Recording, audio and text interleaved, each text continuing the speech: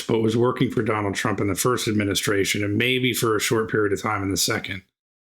But this guy, this is pretty wild what this guy says. And these are the guys that are involved in politics. These are the donors in politics, by the way, the millionaires and billionaires that control a lot of what goes on in politics.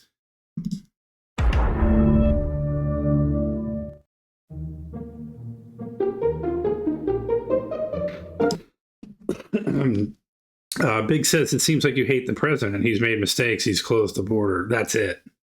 And by the way, if I'm not going to go through it all, but if you read this article on DennisHendrickson.com, this will go through every single, not every single one to 100%, but quite a few of all of the campaign promises.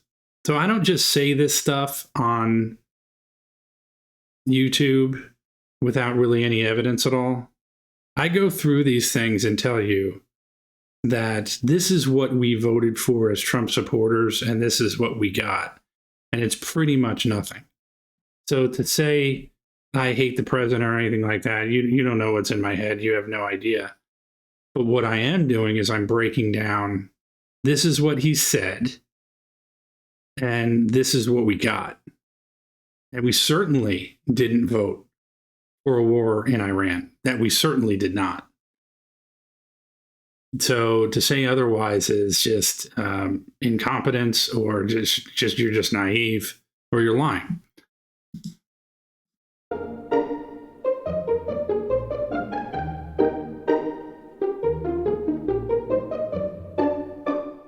I was asked by a friend of mine who's who raises money for Democrats to speak at a big Democratic fundraiser for what was then the Biden. And to say Trump's made mistakes, like getting us into a war with Iran on behalf of Israel.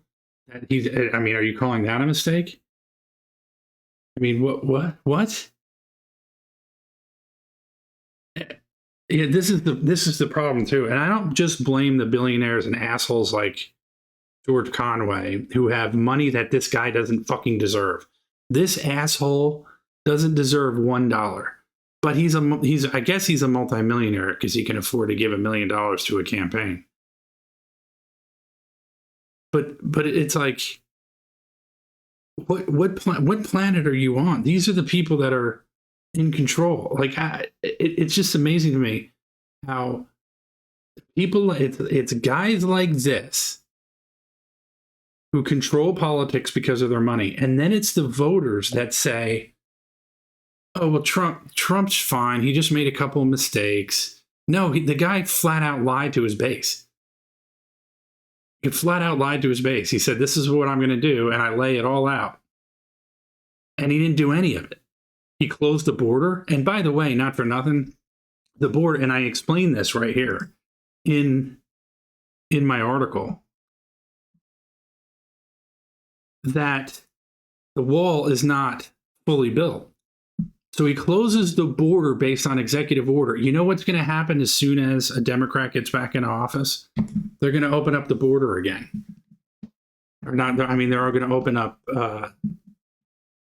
immigration and allow people to come through. But if a border was built, a border actual physical wall, it's less likely that's going to happen, but he didn't do it.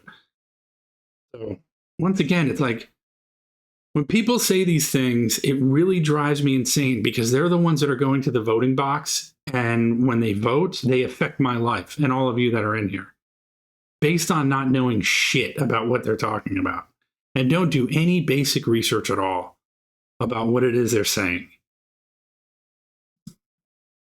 Biden Victory Fund. And I remember I was actually driving out to my friend John Gardner's house out in Maryland. And I was thinking about, well, how much money should I give to the Biden campaign for this thing where I'm going to be the headline spokesperson and asking other people to give, and I thought I'd give, a lot of money, but a reasonable amount of money. And then I started thinking about it and it's like, this is supposed to, it's money that my kids would otherwise inherit. And listen to this guy. And I started thinking about that. So what am I going to give? And then I just thought about it. Well, what do I want my kids to inherit? And I literally was in tears. I pulled over to the side of the road and I was in tears thinking about this. And it's like, I want my kids. It makes me misty-eyed even today. I want my kids to inherit a democracy. It's more important than money. And that decided, well, fuck that. I'm gonna give the legal maximum, which was like $929,600. And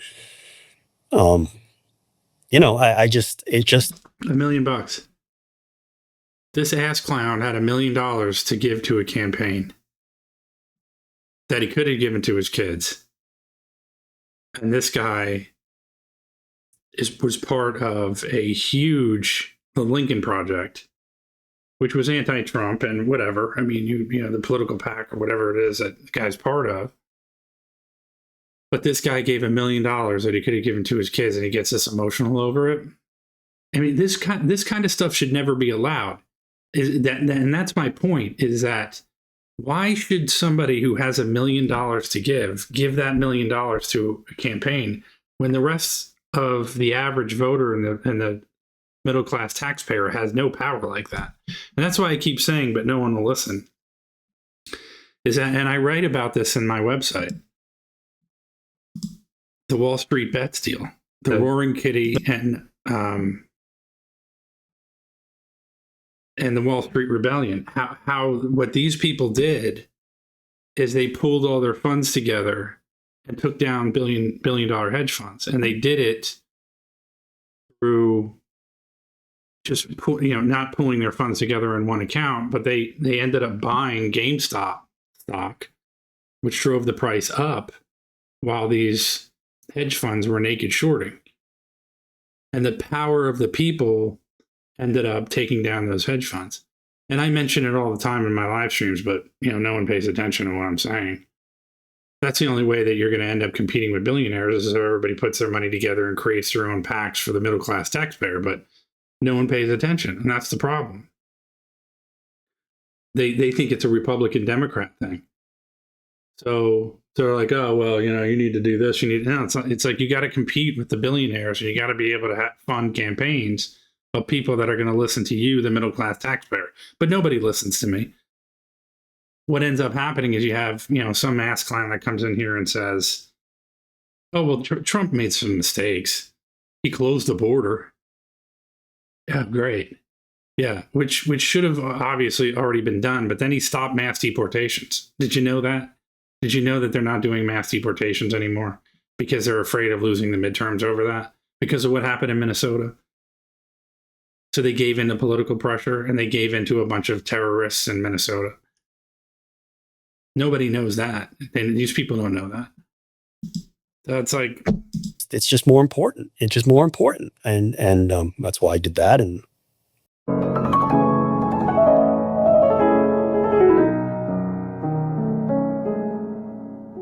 you believe that? That's why, I'm 62 years old. I should be out in Park City skiing or something like that. And I should be really, really retired. But I could never live myself if I didn't do everything I could to help get rid of this, what. Yeah. So, and I'm sure that's one reason you decided to run for Congress. It's the reason, actually, the reason. Thanks for making me cry too, George, by the way. They're all crazy. They're all crazy. So, and again, this isn't about Republican, Democrat. It's about nuts and people who have money that don't deserve to have it. That's the thing that just drives me nuts even more and more. It's just how many of these people have money, and you just look at it and you go, holy shit. Really? These people are millionaires. This guy had $1 million to give to a PAC. And what happened? It got wasted. He ended up losing anyway. But $1 million, I mean, if you want to give a couple grand, if you have a lot of money, go ahead and do that. But you give $1 million? That's insanity. And now your kids are going to have to suffer as a result of it. Great job, George. Way to be there for your kids. Way to be there for your kids. I mean, they didn't deserve it anyway, and you didn't deserve it anyway, but way to go. Unbelievable. Yeah. Elon gave $250. The biggest one is Miriam Adelson. Miriam Adelson gave. Let's talk about that. Let's talk about all the billionaires that have given money. There's an endless amount of them. The Koch family.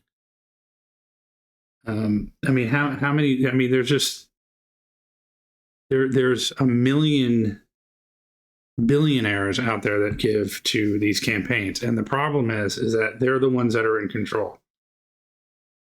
And you want to know why what's going on in Israel is happening is because, and one of the reasons is Miriam Adelson.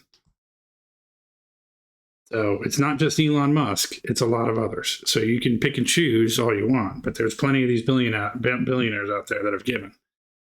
Elon Musk is just one of them.